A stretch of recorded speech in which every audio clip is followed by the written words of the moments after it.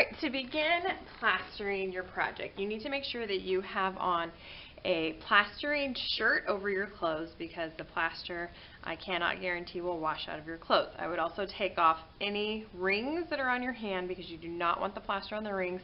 That could ruin your rings. Then we need to get the blue tablecloth on top of the table, and you're going to fill some water buckets with a couple inches of water, less than half full, and then bring that back to your table. You're going to share the buckets with the students around you. So these pieces have already been pre-cut by your classmates. You can thank them for that. And this is gauze that's already got plaster embedded into it. So the only thing you need to do to activate this is dip it into the water, and then you're going to begin to lay this around your sculpture, working from the bottom to the top, because the plaster is going to dry heavy, and you want the base of it to be the heavier spot initially and work towards the top so it doesn't change the balance of your piece. So you could do this with it in its balanced position, or you could tip it on its side if you need to do that. So I'm going to tip it on its side so you can see what I'm doing easier.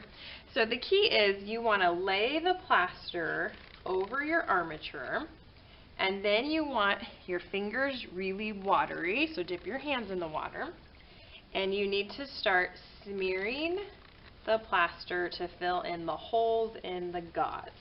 This is key to get your plaster to dry strong without weak spots. So if you leave the holes, your plaster is going to have weak spots. It's going to be really brittle, and it's going to crack apart. So if you do this well, you only need one coat of plaster. So then you're going to get your next piece, dip it in the water, and you want to form the plaster around your armature. So I'm going to wrap these tentacles individually, and then I'm just going to smear and smooth out those holes so the plaster is filling it in.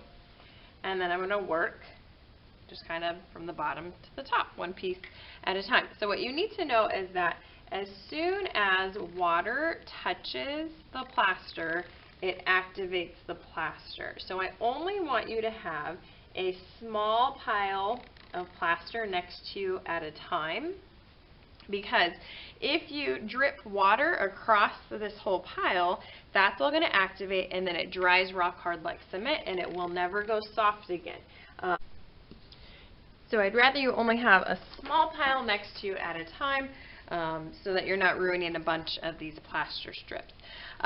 So another nice thing about plaster is that you can sculpt finer details with the plaster that you might not have made with your armature. And here's what I mean. Okay, so my design had a bunch of these eyeballs that were all around the top of my piece, and I haven't made them quite yet. I can do that with plaster. So what I can do is dip the strip in the water, scrunch it up, and if I want to eyeball here, I can start to build that up. So this is how you could create three-dimensional features that are sticking out off the surface. That was one of the requirements of this assignment, that you've got some 3D things coming out off your surface. Okay, so I've got this eyeball on here, and I could even use the plaster to start to form the eyelids around the eyeball, and I'm going to show you what I mean.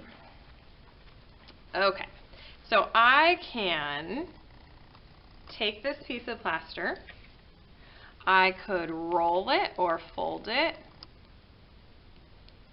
and then if I want this to become like an eyelid over the top, I can just place that piece over the top of that eyeball, and you're going to see this little ridge start to form. If I want it to be thicker and more prominent, then I could do that one more time. where I dip the piece, I roll the piece of plaster, and then I layer it again to start to build up how thick that eyeball layer is, if you can see that in the video. Another nice thing is that you could create the texture of wrinkles if you want. So I could pinch the plaster and start to create texture that way. Maybe I do want it to have some wrinkled textures in it, where I can pull this plaster and pinch it to start to create these other surface area textures that weren't there in the armature. So I don't know if you can see how these pieces are now starting to become more three-dimensional. If you're going to do that with the piece, it has to be soft in order to sculpt with the plaster. If it's already hard, you're not going to be able to change that shape. So I could do that with another larger piece if I want, where I just kind of bend it and smush it and let it stay 3D off the surface, just to create these kind of cool little surface textures that were not previous there. Another thing you could do is tear this, and you could start to form spikes like this, where you could roll the plaster, and then if I want some spikes, I could put that on the surface. So feel free to add components to the surface that weren't originally there in your drawing, or that you did not build with your armature, because you can create even more details with the plaster. Another thing you could do is fingertips on the end of hands. So if this was a hand right here and I forgot to sculpt fingertips, I could twist the plaster, kind of roll that up, and then I could lay that on the end of my hand and start to build up fingers along the edge. So I want you to make sure that you are laying this on and smoothing it out well enough initially, so that you only need one layer. But if you end up with plaster with a bunch of holes in it, so for example, I don't know if you can see this in the video, there's holes right here, either smear that and fill that in, or you're going to have to put a second piece of plaster over the top of that to make sure it dries permanent and rock hard.